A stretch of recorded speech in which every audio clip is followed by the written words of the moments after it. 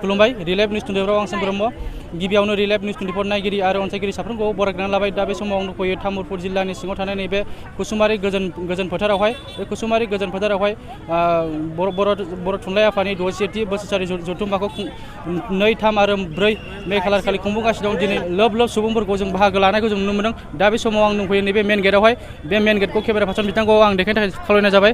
बे मेन गेटखौहाय खोब मोजाङै साजायनायखौ जों नुनो मोनदों।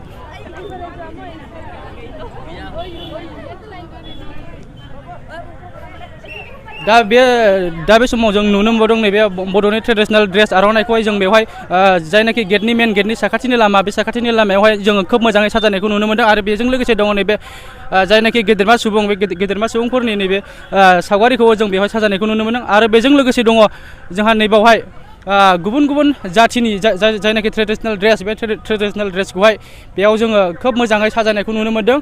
बेयाव दङ एसामिसनि ट्रेडिशनेल ड्रेस, गरखानि ट्रेडिशनेल ड्रेस, राभानि ट्रेडिशनेल ड्रेस, बायदि हारिनि ट्रेडिशनेल ड्रेसखौ जों बेयाव साजायनायखौ खोब मोजाङै साजायनायखौ जों बेयाव नुनो मोनदों। केमेरा पार्सन बिथांखौ बे समाव आं देखायनो थाखाय खावलायबाय। नैबे जाबाय कच राजबंशीनि ट्रेडिशनेल ड्रेस, बेखौबो जों खोब मोजाङै साजायनायखौ नुनो मोनदों। आरो बेजों लोगोसे दं जोंहा नैबे बर'नि ट्रेडिशनेल ड्रेस, आरो जों बेजों लोगोसे नुनो मोनबावदों नैबेवहाय राभानि ट्रेडिशनेल ड्रेस,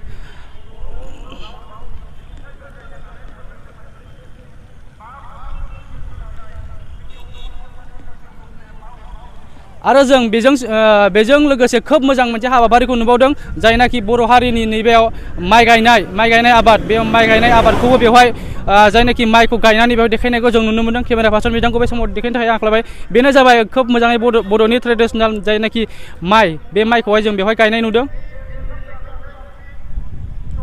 आरो बेजों लोगोसे दं नैबेवहाय गरखानि जायनाखि गरखा ट्रेडिशनेल ड्रेस, बेखौबो जों खोब मोजाङै साजायनायखौ नुनो मोनदों। केमेरा पार्सन बिथांखौ बे समाव देखायनो थाखाय खावलायदों।